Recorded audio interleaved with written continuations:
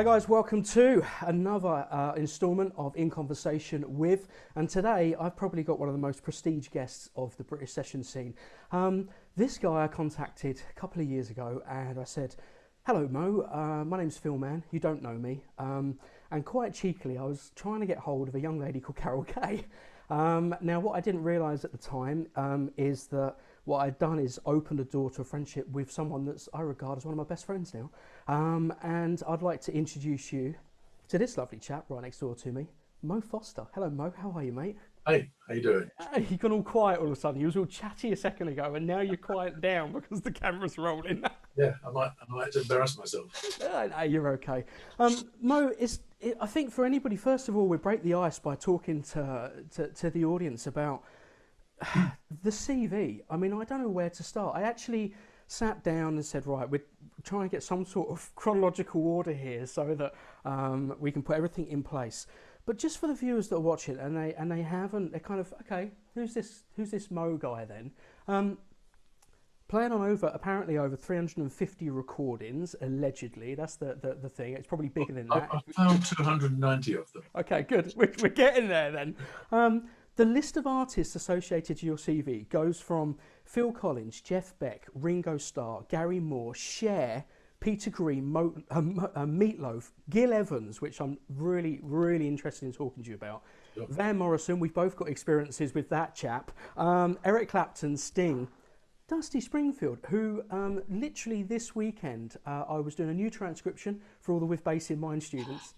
And I was getting my butt completely kicked by Tommy Gobbins parts from the In Memphis album. Sure. And then up he pops on your CV. Hank Marvin, who obviously did the foreword to that textbook, British Rock Guitar, which we will That's get his on. Stratocaster as well. Yeah, I know, right. So I thought he was a bass player, mate. And then Hank Marvin and legendary Cliff Richard. Where do we even start? I mean, honestly, if you sit down there and I roll off that list to you like that, what goes through your head? It explains why I look like I do. You're 22. Yeah. It's funny, isn't it? Because there's one of the lovely things that I always kind of, whenever we have a conversation and chat, and like I was trying to say to the viewers, we've known each other for quite a while now. We've got a good relationship because of the interview that I did with you for Bass Guitar magazine a couple of years back, which we talked about your limbic, which we'll get onto in a minute. But then obviously, you know, we've had a good camaraderie, we've had a giggle.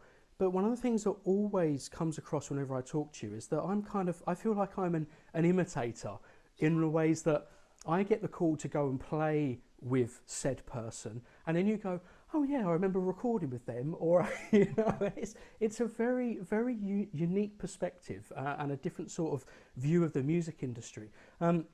Obviously, the present pandemic's had a negative, pessimistic effect on everybody's careers.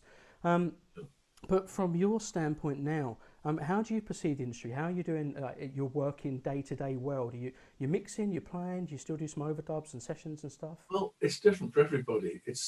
It's horrible for people who are just performers. Yeah. The West End Theatre has collapsed. Yeah. There are no sessions, there's nothing. There is online, if you can do that, if you have a little studio with Logic or something like that, then you can carry on, you can make some tracks. And if you're a composer, it's been great because you just carry on doing what you've done in the first place. You sit in a little room and do stuff. It's that thing, isn't it? People keep saying, oh, we're in isolation. And I go, I've been in isolation for the last 23 years. Yeah, I don't remember it being any different. So there are positives. I'm not used driving to be up. a concept called a nightclub tan. You know, Yeah, no, but I've got to say, I mean, you know, there's glass is always half full where I live. I know there's been a lot of trauma in the world now, but I've kind of relished the fact that I'm not tearing up and down the M6 Sure. Or the University of the A1 as we affectionately call it, and all of a sudden I've been able to get a bit of sleep and actually work on a few new things which have been wonderful, and hopefully you've had a similar sort of experience where you are. So although you don't drive, so you know that's a good thing. But it was the massive advantage for me the last few months was that I'd recorded some tracks live with my band, and it gave me a chance to work on them and mix this album. So Yeah. Well, this is one of the big things. It's obviously a great thing that I want to chip up because this which quote, I know, different artwork, we'll talk about in a second, but you claim is some of the best work you've ever put down. I think it is, yes. Yes. But I had the best players with me. That's one of them. Yeah, yeah. Give me a little chart, and they come back with 150% of what you wanted. One of the things I will talk about when we get to that point in the interview, I do want to talk to you about Chickens, because Chickens was a unique experience for you because it was a digital recording, wasn't it? As opposed to everything else, which was kind of in-house, face-to-face interaction. That was actually a distance session. All the tracks are live, but yeah. There's a track. I'll explain Chickens in a minute, but there's a track I wanted to do, and I was about to do a gig at the Pizza in Dean Street in Soho. Sorry, this squeak, by the way, is not me, it's the chair. Is that? I thought it was your hip. And 5 of the band had Logic, so I was able to pass a template around, and we recorded this piece, and I mixed it here, and it's great. But that's what you can do now. It's fantastic. It is, yeah. We just 2 albums this year that have gone out. One with Peter Donegan, which you'll know about of his old man Lonnie, but that was all recorded completely digital. I mean, the problem I think that I came up against was the interaction. You know, hearing a drum pattern and then bouncing off of a drum pattern. Sure. But you overcome that, didn't you? Because you recorded and then you said you sent it back with Well, other yes, layers on. when people are overdubbing one by one, Yeah. The cliche is everyone wants to be last, so you hear everything else. You know, so allowing for that, and knowing what it's like in studio when there's 5 of you, you're interacting 5 ways, looking at each other, hearing everything, and I wanted to, in effect, recreate that. So I'd record somebody, get their performance back, and then resend that to everybody else 2 or 3 times. So after a bit, everybody's heard everybody. Yeah, nice. Makes a big difference. Yeah, it's good. It is good. It's good. This is quite a technological sort of renaissance. I think for anybody that does the recording process, this ability to be able to almost countlessly send tracks backwards and forwards to people, that was a very, very, very different process. And we're talking about there's a generation that only know that process now. That is the recording process. Sure. But when you kicked off in this world, things were a little bit different. I'm going to go pre your recording experience. And the first thing I'm going to kind of introduce guys to is this photograph. It's not true. Yeah, the allegations are wrong. That is a very, very special photograph. Now, people will look at the bass there and go, what's going on there? But it's actually more about the amplifier. Tell us about it, man. Right. Well, you have to realise that when we started playing electric instruments at my school, 2 things. Nobody knew anything. We tried to build our own stuff, and you couldn't buy the real thing because it was so expensive or just not available. And before I started building stuff, I discovered my parents' radio, which was from 1952. It was a big thing. It had a 10-inch speaker. Right. I could plug into this, what's called the Gram socket from record player, and out came the sound of you. And you have to try and imagine this is a philosophical thing. For the first time, I was able to stand here and hear it over there. For example, if you're an oboe player, you hear it right next to you. But we're all used to this now, but it was novel then to hear yourself 10 feet away. I just love the innovation. You're immediately, I mean, I will go, you know, I need a new cable. I go straight on the internet, order a new cable. I need a new bass. I'm on the phone to Chris May over at Overwater, which you do as well. Okay. Yeah, actually, TV aerial cable. That was the only thing I could find. That's it. So it's that wonderful. I can't even. I don't even know where to begin. I couldn't tell you how to solder a cable, and then you're going, "Oh, I'm using a radio and reverse wiring it." This isn't the first time though, because there's other things in your book which we talk about. This is absolutely spectacular. Tell the guys what they're looking at and also how it was produced. Oh, there's the actual thing. Okay, well, first of all, there's the screen grab for everybody. And now you've got the real thing in your hand. So tell us about it. This is, I needed a mixer. I managed to borrow 4 microphones, which are all terrible. You couldn't get good ones. And I thought if I could use a potentiometer, these are little pots which I'd stolen out of dismantled televisions. Right. I had a house full of broken televisions. It's crazy. And Oh God, that was the wiring. Hardly impressive, but you get the idea. It's better than mine. And Fablon, I was covered in everything was covered in black Fablon. Yeah. Really, really tasty. And that was a mixer I used for quite a few years actually. Again, completely homemade though. I think that's the wonderful thing. I mean, we're talking from, you know, not to put you on the spot, but we're talking from this handsome little gentleman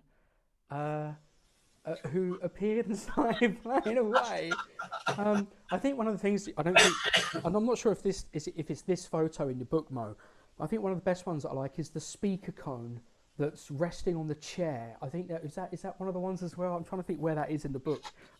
It's not this photo, but I will find it at some point. What do you mean? That's the pickup I made.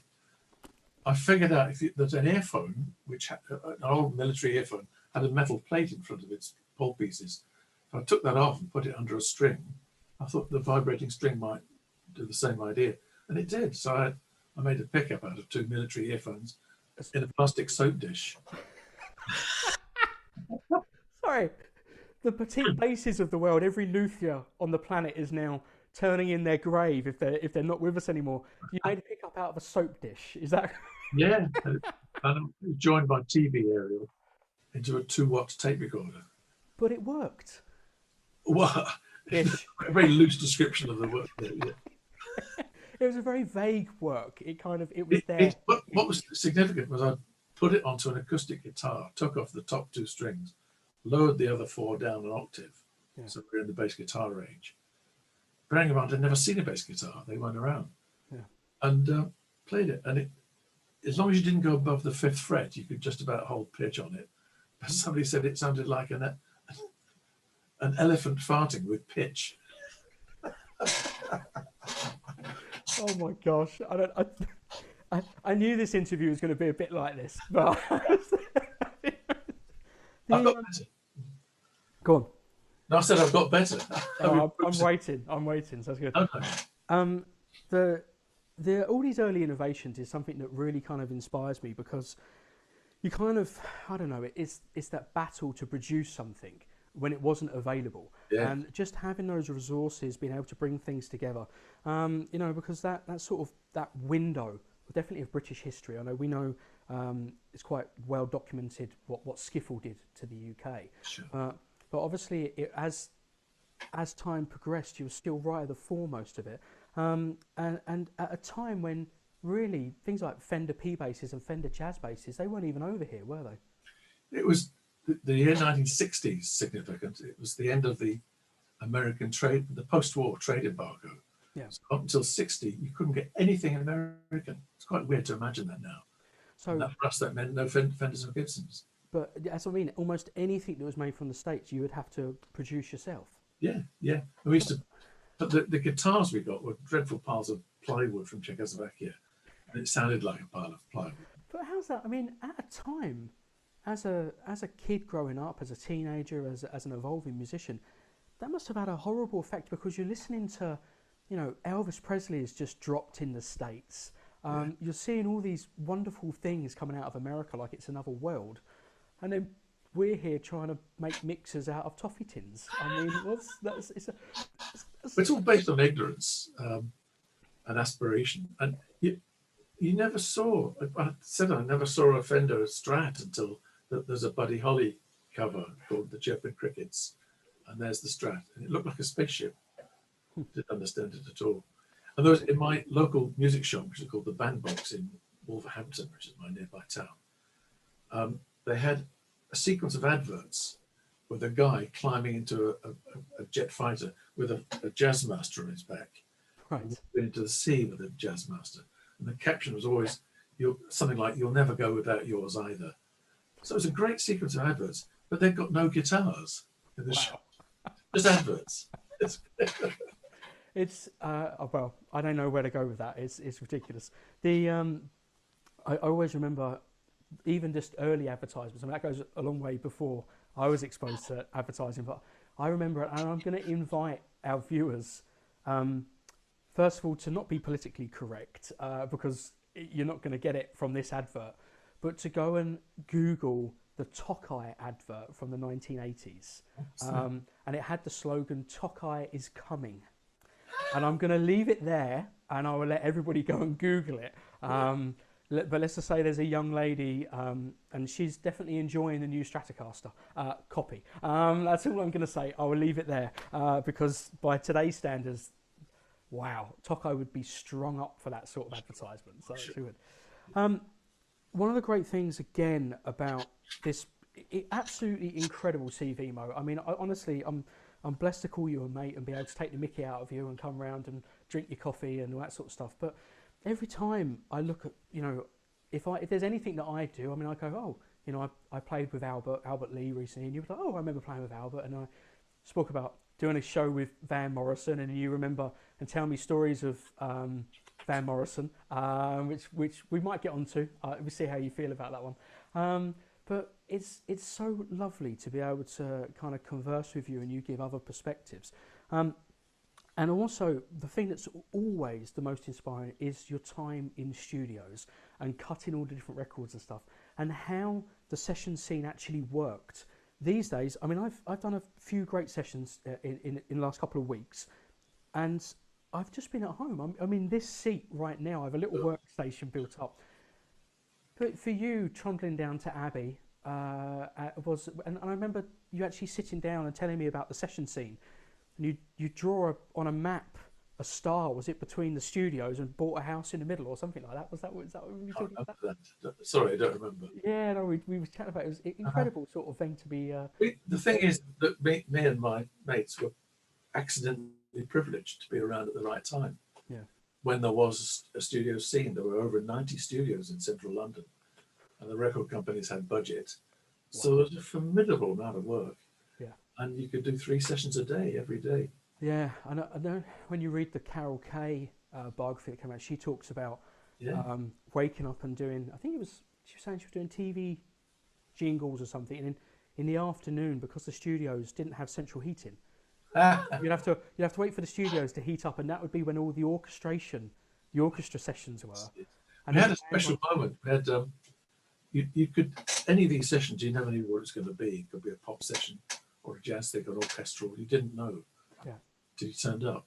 And the good guys were working a lot. So if a jingle company wanted one of the good guys to play on their jingle, they invented a new session, which is from 8 till 9 in the morning. And it was called the Greedy Hour. If you were stupid enough to do it, you turned up and chill or whatever it was, and then went on and had a full day. That whole environment, though, you talk about the Greedy Hour and things like that, but there were things that you could get away with, Mo, and before we talk about a few things, I'm going to bring that to your attention before we talk about what you can get away with in the studio. I couldn't help. So this is the famous DFA. Is this the first generation? This is the second generation, isn't it? This is Mark II. Yeah. So this looks like, to Joe Bloggs of today, just some sort of pedal, and DFA stands for something. I think you can take your hat off now. I'll explain. Yeah, sure. Back in the 70s, there was a musicians' union rule about a thing called doubling. So if a player took along his main instrument, say a guitar, took a guitar, the guitarist took a guitar, and a mandolin, and used both, he'd get a 25% bump up on his fee. That's a doubling fee. And the guitar players were having a great time, but we weren't. Then the guitar players discovered they could switch on a wah-wah or a fuzz, and it would have the same effect. Just by putting your foot on the ground, you're earning more money. And I thought, we've got to join this. And I had a pedal built that didn't do anything. It just went straight through, but had a switch on it. And I'd tell an idiot producer, I'd say, listen to this, man, and then just play different. And he'd say, great, man. And so I'd be earning money by putting my foot on the floor. And in fact, that first pedal was on a lot of albums, not doing anything. I finally had a Mark II made, which I quite liked. It's got LEDs when it tell you when it's not doing anything. Okay, but DFA does stand for something, doesn't it, Mo? And you're okay. You can go for it. Do you want the words? Wait, yeah. Bearing in mind what it does, it's a does fuck all pedal. I was talking to Leon Sklar about this, because have you seen his Yeah, he had He's some. got a switch on it with 6 settings, I think, Yeah. each of which does nothing, a bit like this. And the 6th setting lights up a hand on his bass. So we're like minds, you know. What? I'm sorry. I mean, it's brilliant. I think I want to get a DFA just to have it as an interface. Maybe I can get an AB switching pedal, but then it would do something, so it would be irrelevant. We'll have it doing that, no. It wasn't all plain sailing for you, mate, because I know about one little session where you were with David Rose at Abbey. Here's the photograph, Yeah, sure. which we just share. But you got caught out on this one, didn't you? Well, it was early days for me, doing sessions. It's a word of mouth thing. You know, one person tells 2 people, you slowly build up a database, and a career starts. But I couldn't read at the time. I could interpret chord charts, and I could improvise, and I could listen. The main thing was listening. That's the big talent you have to develop. Yeah. So I just fit in with whatever was required. And it was a time when arrangers were just a bit clueless about things like Tamla Motown. They didn't know how to write Tamla Motown bass parts. So they called me or John Paul Jones or Herbie Flowers, and we would play what they wanted from chords, and everyone's happy, see. But I got caught out on this. There's a 50-piece orchestra at Abbey Road. David Rose is a nice bloke. He's a composer. He wrote The Stripper. And we're doing songs, famous love songs, something like that. And there was a 9-piece rhythm section. And I was just fitting in. I was doing what I thought was required. There's this range of dots on in front of me that meant nothing. And halfway through the second session, he stopped the entire orchestra and pointed at me and said, "Mr. Bass Player, will you please play bars 69 to 75 for me, please?" And the whole room just turns around to look, who's the victim. And I played something, and this is the point at which he was incredibly kind. He said, "Well, it's not what I've written, but it'll do." I was like, sweating.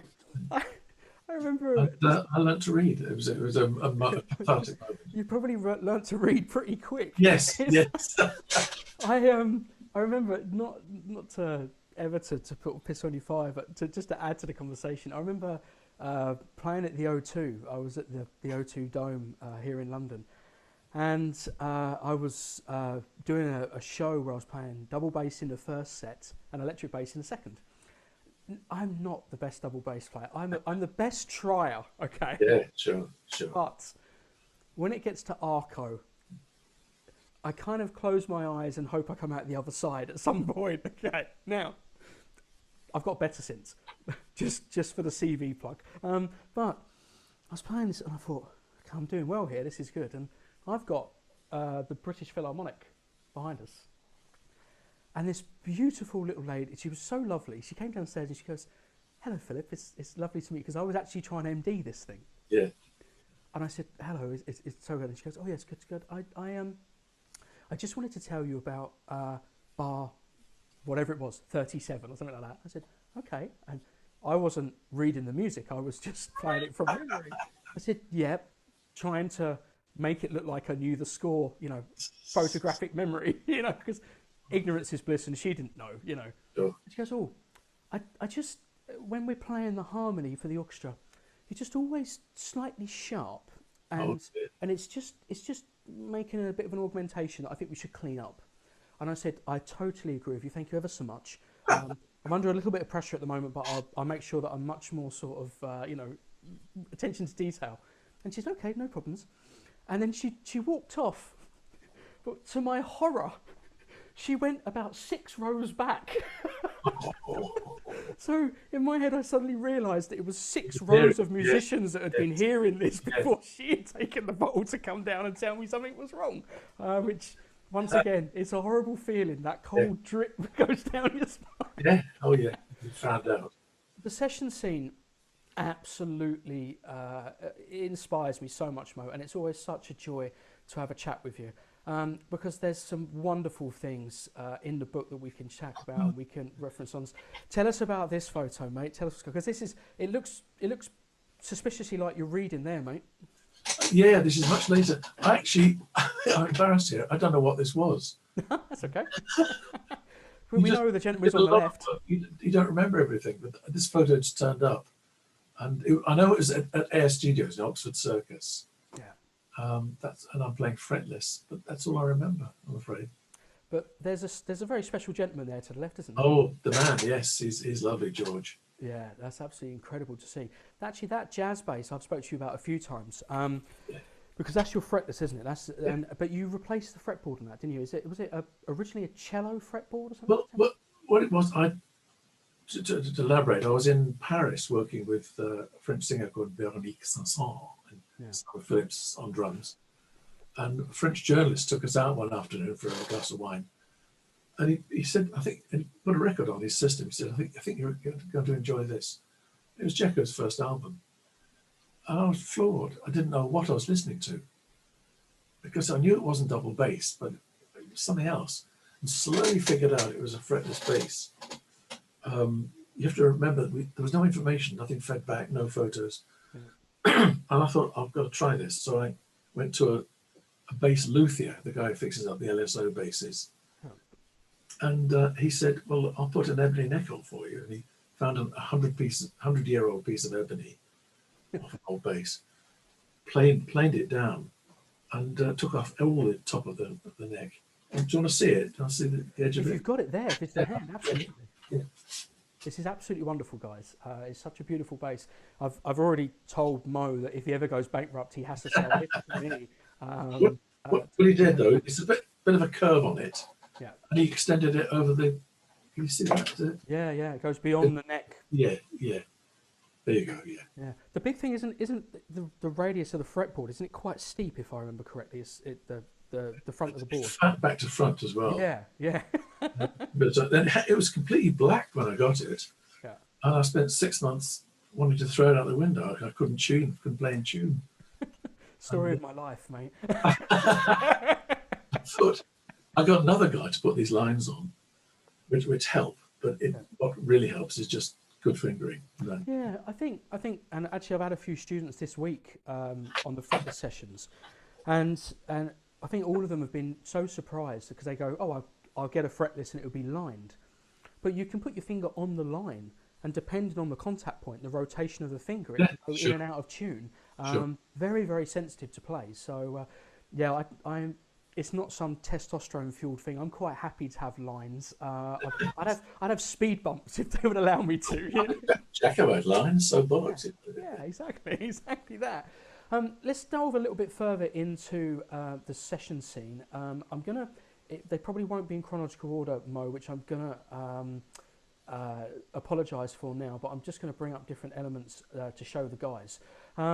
This is a photograph I love very much because, first of all, talking about taking the stage with two heavyweights.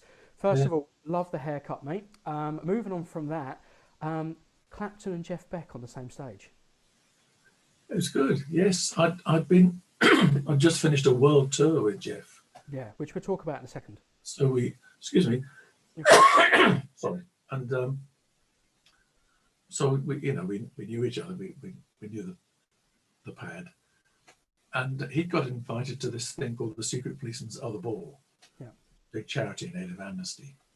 And it was a lot of comedians, a lot of people like the Pythons, Billy Connolly, and a lot of players. Phil Collins is on, Bob Geldof. And he brought in Eric. And there was no rehearsal, but we went up to this dressing room, up 3 stone steps. Where is it? Drury Lane, Theatre Royal Drury Lane. Just to talk over what we're going to play. So the rehearsal was talking. And while we're talking, there's this guy comes in who I didn't know who he was. And I start chatting to him. And suddenly there's a call up the steps saying, "You're on." I went to go back and set up behind the curtain while Billy Connolly or something does his bit. And the guy I'd been talking to suddenly appears standing next to Jeff and putting a Strat on. I said, "Who's someone, who's this? And it was like, it's Eric Clapton. I felt like such a twat. I'd been talking to him without realising. And we did the, because, is it called? Because We've Ended as Lovers, I think. Yeah.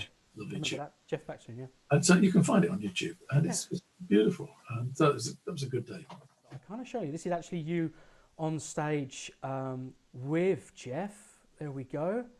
And there is that jazz bass. There it is. You're in action with the cello, the cello Fender, shall we call it? I don't know. It's not upright bass. Cut down. That's good. But what's really I love about this photograph is actually another little part of our relationship, and it's that in the right-hand corner just there.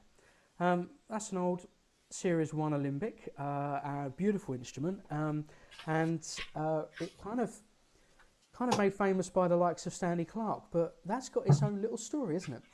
Well, and here we are, yes. Yes, here we are. Magic television.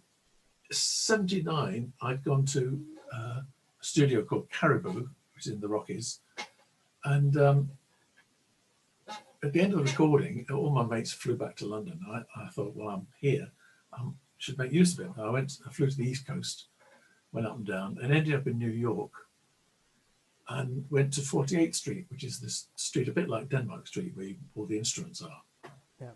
And I went to a store. There's Manny's is the big one, and there's a store called Samash. I went in, and there were 3 Alembics hanging on the wall, which you can't or could not get in London at all. And this is bliss. I chose one and paid. My joke is I paid for it with a Barclay card with a £200 limit on it. So they had no idea what they were doing. Yeah. And I shipped it back, and I used it. It went on tour with Jeff and did sessions. And then one summer, 85, I think it was, hot day, somehow my front door got left open, a little crack. And in the hallway was a flight case with the bass in it. Someone just walked past, didn't know what it was, but grabbed it. Wow. And that was the end of it. And but you've got it now. yes, I'll just show it to you. It's a beautiful piece of wood. It's been enhanced and improved by Martin Peterson at the Bass Gallery. He really worked with it. Now, this story is absolutely wonderful, guys, and I'm really pleased to say that the devilishly handsome gentleman that interviewed Mo about the story of that limbic is in this conversation. It's not Mo. And if any of you guys, and I do invite you to, I'm not going to say, we're not going to do it now because of time, but the entire article is available in withbassinmind.com. It was published in Bass Guitar magazine a couple of years back, and I'm going to invite you to go over to withbassinmind.com, and then you can read the story of that bass, because as you can hear, it disappeared when I was born in 1979, and Mo's got it back now, which is fantastic. Now, this goes back, it almost goes full circle, Mo, because we're starting to talk once again about innovation and how, you've had to, you get challenged by circumstances changing over the years. But the Alembic wasn't where the slap bass story kind of started for you, because there is a beautiful bass over your right shoulder, which is a very famous Kramer, that's got quite its own story because of Dennis Waterman and the Minder sessions. So tell us first of all, because like we said, Stanley, you kind of heard that sound. Lewis Johnson obviously then kind of built that. Ironically, he was on Precisions at the beginning before switching to Music Man. The other thing is, I'd heard the idea of slapping. It wasn't called slapping then, I don't know why, but I'd heard what it sounded like. Yeah. Never seen it done. There was no YouTube. There was no one. I think Mark King had just about started, but I didn't know where you put your thumb or anything. Again, another kind of, it's a product of the times. These days, I go straight onto YouTube and then videos of every Tom, Dick and Harry showing us how to play it. But this was your kind of first, like, okay, I need to produce this sound in the studio. So the tool it makes the sound, Alembic-like. But what's unique about that bass is the neck, isn't it? Because aluminium, yes. Yeah, the entire. Never play this on a cold day because your hand will stick to it. It's absolutely nice, and I was doing an album with Dennis Waterman. One of the tracks was called "I Should Be So Good for You." Yeah, Years later, they picked it up for the theme tune for the TV series Minder. There you It's go. still running. It's amazing. It is. And what I do, guys, once again, is I'll put a link to that tune in the blog beneath the interview, and I invite you to go on there and check out Mos playing on "I Should Be So Good to You," because it's an approximation of a session musician, someone that's going in, hasn't been able to have the visuals to support his playing. He's got to produce a sound. Doesn't have the instrument. Ended up on an aluminium, and then your technique was very unique because you were in the wrong way. Yeah. The thing, I'd just been listening to Louis Johnson. Yeah. On their second album, and the track when it was written was very ploddy. It was like nothing there at all. Yeah. And I said to the producer, Chris News, how about this, and drag this across. And so it evolved to make the track lift from the plodding nothingness. I think it's brilliant. I think it's absolutely brilliant to hear. Before we move on from Jeff Beck, there's a lovely story. Maybe you can fill the guys in, because it ended up in Jeff having, shall we say, a cameo appearance on the Old Whistle Test. Do you want to tell the guys about what happened there? Sure. We were at the end of our UK tour. We were booked in for 2 nights at Hammersmith Odeon, as it was called in those days. It's now Apollo, I think. And the record company, Sony, wanted him to go and appear to be interviewed by Annie Nightingale on the Old Grey Whistle Test, which is great promotion. It's what you do. You promote your gig that way. Jeff he likes being at home, and it was a cold December. He thought, I'll stuff this, I'll just stay in. And so they're having a problem. But they had a PR man called Judd Lander, who's quite creative. And what happened next was, Jeffy's woken in the morning by the sound of bagpipes in his driveway. He opens a curtain, and outside is a naked man playing bagpipes, which is pretty good, isn't it, on a cold December? He's intrigued. Calls him in, he has a cup of coffee, and a plot is hatched that Jeff will do the interview with Annie as long as Judd Lander reproduces this naked bagpipe scene behind her during the show. And it happened. That is on YouTube. Yeah, it is. Find it. Walking past. It's the most surreal thing, because there's this it's almost like an NME, very serious conversation, and all of a sudden a naked gentleman with bagpipes just It's impressive. Oh, it's brilliant. I absolutely love it.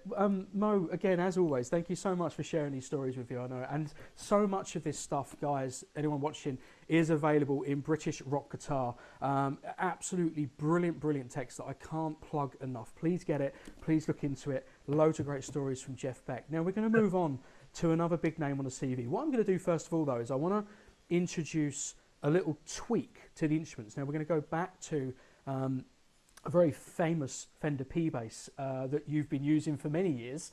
I'm going to introduce the bass first of all. This is the bass, and it's a lovely shot of you in action. And that's kind of the P Bass that I always associate with you if I think of Mo. But if I look at this in depth, there's obviously some big upgrades with the badass bridge, and there's a few little switches there. But the pickups have been completely changed, ripped out, EMGs have been put into it. And from my knowledge, again, I'm sure you'll correct me, but I think that has something to do with the sessions with this gentleman, Phil Collins. Yes. And there's that fretless. So it's good. Now, tell us about your time with Phil, Mo, and also tell us about what happened to the bass and why. Well, I was rehearsing with Phil at Shepperton. That's where Shepperton was, that rehearsal, with the Earth, Wind and Fire horns and everything. But when Phil had a lot. It was not quite as exotic as Genesis, but he had a big light rig with fairy lights, and lots of generating of RF, which was being picked up on the instruments. And on stage in America, they could hear it. And it was I wasn't aware of it, but the crew could hear it. And one afternoon, without my knowing, they took my instruments into a shop in town. And it came back, it had put EMGs on. I hadn't asked for it. but they sounded fine, and they cancelled the hum, which is great. So I was happy with that. I just, again, first of all, is that reaction to change of circumstances. Almost throughout your entire career, Mo, at the very beginning when you needed amplifiers, it was radios that were rejigged. When you needed mixers, it was toffee tins. When you needed pickups, it was soap dishes. Then you've got an aluminium necked Kramer to get a slap sound. There's the lovely Kay. Kay, give us a wave. Thank you. And there's one for you as well. Kay. We'll leave that one in, Mo. And then, obviously, like I said, the Kramer came out for that. Then you're on tour, and lighting is affecting maybe primitive wiring and stuff like that because of the RF.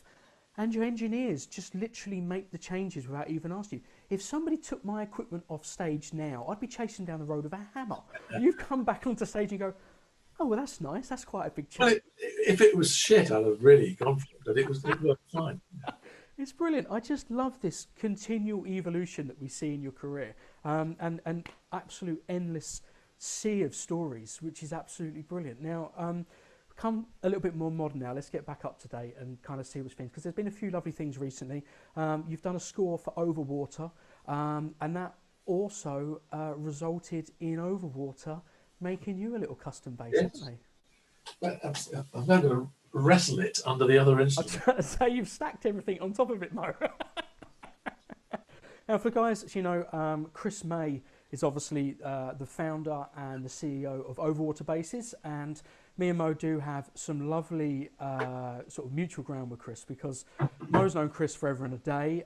My personal signature series instruments are from Overwater, and the latest bass to join Mo's stable is, in fact, this little It's 5-string. lovely. What I wanted was a 5-string Yeah. that had all the visual aspects of my Fender 4-string. Yeah. So Yeah. we very much copied that. And Hold it up for us, Mo. Yes. It's beautiful. Yeah, absolutely cracking. So you can see there, that's based on that first P bass that we I were just talking also about. wanted 3-2, not 4-1, which I don't like. There's seeing you with a 5-string, Mo, wasn't there a story about you with your first experiences of playing a 5-string and playing a fourth out of tune or something? Was that? I remember you telling me that once. Well, there are two. You may be confusing things. Maybe. One, when I first got my first Overwater, I was doing a terrible TV show called Sky Star Search, and all the acts were just terrible.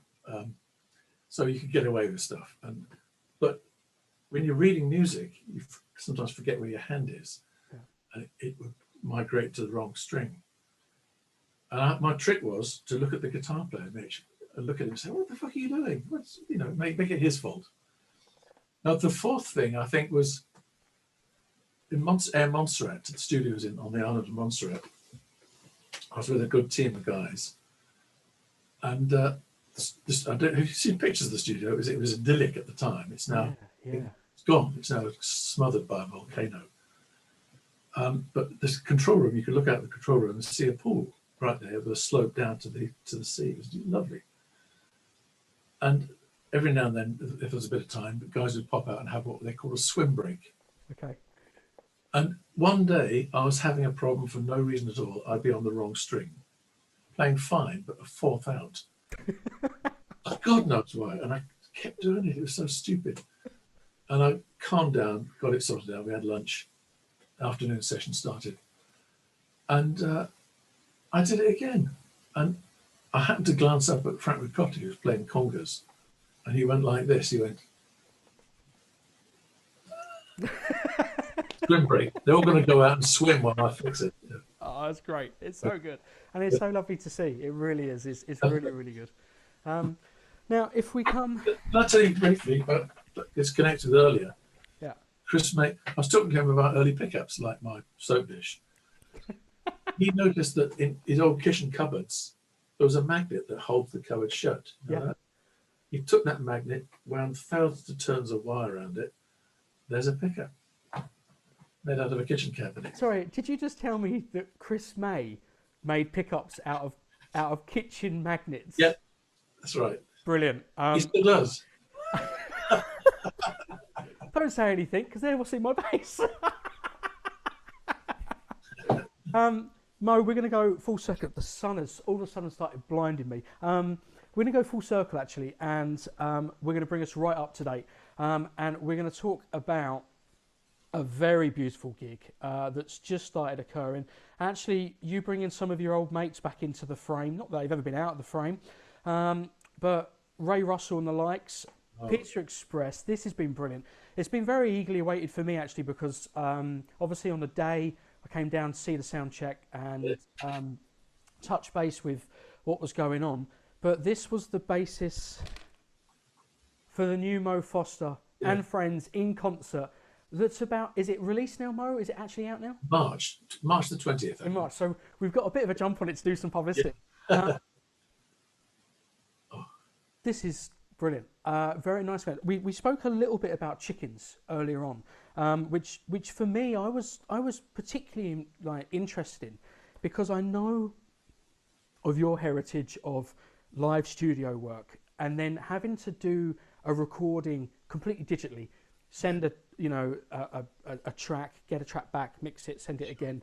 Sure. Which shows you that downtime, shall we say, let's call it downtime right now, because of the pandemic, can be used really well.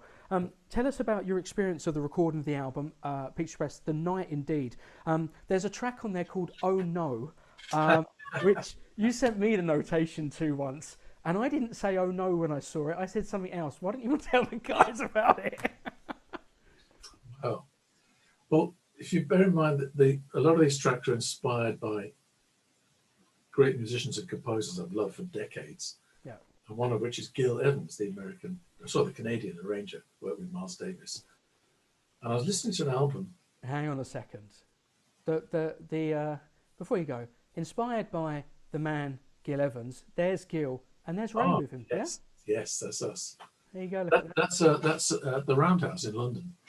Wonderful. So there's Gil, there's yourself. There's Ray. Ray's on this recording as well, isn't he? Look at my pickups, they're different. They're white. I don't know what they are. There'll be DiMarzio's. Yeah, another evolution going on there. But it's good. Sorry, Mario, I didn't mean to jump in, but go on, tell us about it. Where have we got to? I don't know, something about Gil Evans. I worship the man. I was playing this album by Miles Davis called Miles Ahead. Yeah. There was a track on it where the bass and the tuba are in unison. And it was a lovely line, and I was trying to do it by ear. And you know the process. It's hard. You keep hearing a note that you can't figure out what it is. And in the act of doing that, I began playing something else and evolved a new line. So I was inspired to actually recompose, and very slowly wrote this piece, which I later called Oh No. And the reason is that when I saw it on paper, that's what I thought. The alternative title could have been Fuck Me, What Have I Done?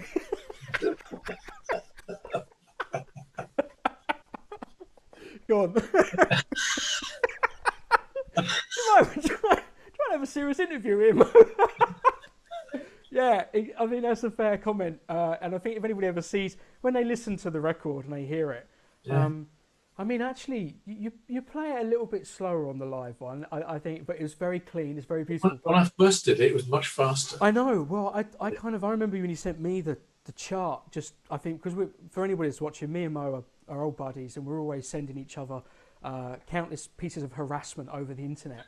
And he sent me this over one day and said, "What do you think of this, Phil?" And I opened it up and had a heart attack. And what I invite everybody, when you actually get out and check out Mo Foster and Friends in concert, recorded at Pizza Express in the UK. Actually, it's recorded all over London, all different. Yeah, it was a few actually, wasn't it? I'm just relating to that one. But at the end of the first CD, there it is. Oh no.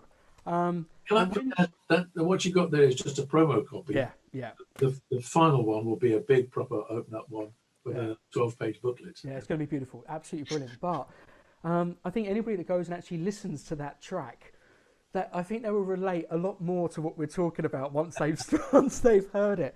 Other highlights on here. One of my favourite tunes actually ever, Wayne Shorter's Footprints. Yeah, that's an absolute beaut as well. Have you played it yourself? I have, yeah, I do know Footprints, yeah, so it's all good.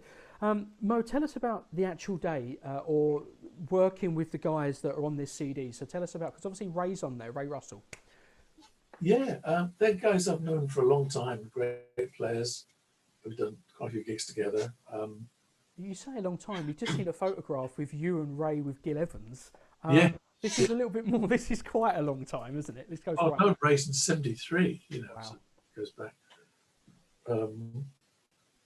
What happened was there was a singer called Linda Hoyle, who was the singer of my first band, Affinity, and I produced an album for her, which we mixed in Canada.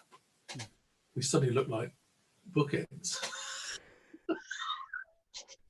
I produced this album for her, and I got lots of players in, lots of lovely players, good friends as well. And I mixed it in Canada, which is where she lives. Came back, and we were going to have a launch date at this pizza club. And 2 weeks before the show, I got lots of the guys together for this concert. 2 weeks before the show, she rang up in a dreadful state. She was so ill, she certainly couldn't get on a flight. So I had two choices. I had to cancel the gig entirely or make it instrumental and rethink it. So that's what I did. I spent 2 weeks frantically scribbling new stuff, rearranging stuff, things out of cupboards. You know, it was really a nightmare. And that was the first gig, and I recorded it on Pro Tools. 4 of the tracks from that night are on the album. The rest are from other gigs. And I forgot what I'm talking about. We'll just talk about the process and then bringing you up to date with the launch of that album. Linda. Right, yeah. So it was recorded. I recorded every gig. I think it's important, and because there are some turkeys, you know, some real breakdowns and collapses. But I'm relying on the fact that these guys will rise to be brilliant, given very little information. You know, there was no rehearsal for that gig, and it was fantastic. Yeah, it is really, really great, guys, and I can't recommend really enough that you go out and get hold of these. It's been lovely to have you in today, Mo. Really, absolutely brilliant. A little cameo from Kay, just popping in to give us some coffee and stuff like that, which is brilliant. But that's what this is all about. In conversation with Bass in Mind Presents is all about basically you and I sitting down, having a brew and talking about old times, and that's what it all is. Guys, can I please recommend, first of all, you get out there, get hold of this. If you like some of the great stories that Mo's been telling us about today, they're all in here. Get the book. I know a few of my students have got it. And the new Mo Foster and Friends in concert. Mo says some of the best playing he's ever done, which is amazing. This is out in March. This has been with Bass in Mind in conversation. This lovely gentleman is Mo Foster. Mo, give us a wave. Say goodbye to everyone. Man. Yeah, I know. If you like what we're doing, please subscribe to the page and we can continue to bring these lovely interviews to you.